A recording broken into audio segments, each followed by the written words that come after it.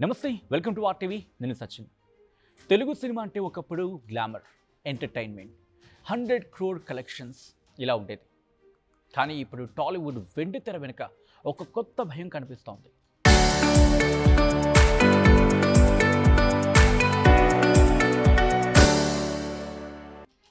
అది విలన్ల fight scene వల్ల కాదు, మన హీరోలు డిమాండ్ చేస్తున్న రెమ్యూనరేషన్స్ కారణంగా.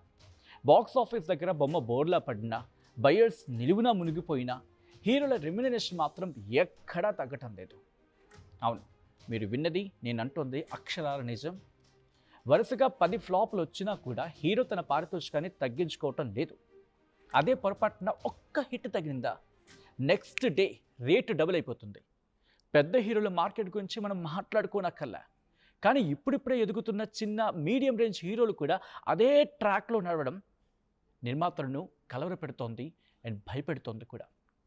సాధారణ కుటుంబం నుంచి వచ్చాడు, గుర్తింపు తెచ్చుకున్నాడు కిరణ్ అబ్బవరం. కిరణ్ అబ్బవరం గురించి స్పెషల్గా చెప్పక్కర్లా. వరుస ఫ్లాపుల తర్వాత 2 హిట్లు కొట్టగానే తన రేట్ని ఏకంగా 6 నుంచి 7 కోట్లకు పెంచేశాడట.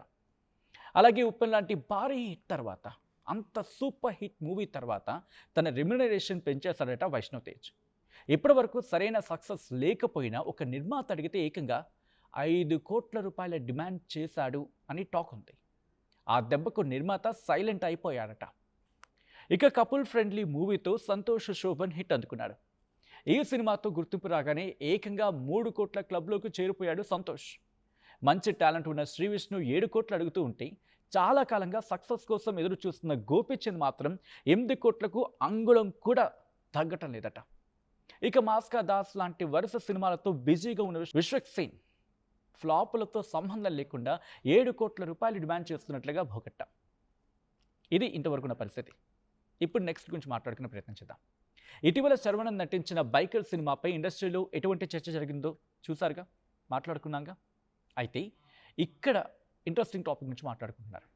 2 రాష్ట్రాల్లో కలిపి ఆ సినిమా థియేట్రికల్ వాల్యూ 12 కోట్లుంటే కేవలం హీరో రెమ్యూనరేషన్ 9 నుంచి 10 కోట్లు అని చెప్పి సమాచారం. అంటే సినిమా బడ్జెట్లో సింహభాగం హీరో జోబులోకి వెళ్తోంది. రిజల్ట్, బాక్స్ ఆఫీస్ దగ్గర వసూలు తక్కువగా రావడంతో నిర్మాతకు నష్టాలు మిగిలాయని ఇండస్ట్రీలో జోరుగా చర్చ ఉంది. ఇంకోవైపు ఇదే ఇండస్ట్రీలో నిర్మాతలు 2 వర్గాలుగా విడిపోయారని చర్చ నడుస్తోంది. హీరోల రేట్లు చూసి భయపడి సినిమాలు చేయడం మానేసి సైలెంట్ అయిపోయిన నిర్మాతలు ఒకరైతే, ఆఫీస్ మెయింటెనెన్స్ కోసం, ఇండస్ట్రీలో ఉన్నామని చెప్పుకోవడం కోసం అప్పులు చేసి సినిమాలు తీస్తున్న వాళ్ళు ఇంకొక వర్గం. మొత్తంగా సినిమాలు పోతున్నాయి, బయ్యర్లు రోడ్డున పడుతున్నారు, నిర్మాతలు అప్పుల పాలవుతున్నారు. కానీ హీరోలు మాత్రం తక్కువ టైంలోని కోట్లు గడిస్తూ సేఫ్ జోన్లోకి వెళ్ళిపోతున్నారట. హిట్ వస్తే రేటు పెంచాలి అనే మానసిక సిచ్యువేషన్, అంటే అంటుంటారే సైకాలజీ, ఆ మానసికత కావచ్చు, అయితే సైకాలజీ, ఆ సైకాలజీ మారకపోతే ఫ్యూచర్లో సినిమాలు తీసే నిర్మాతలు కరువు అవుతారు.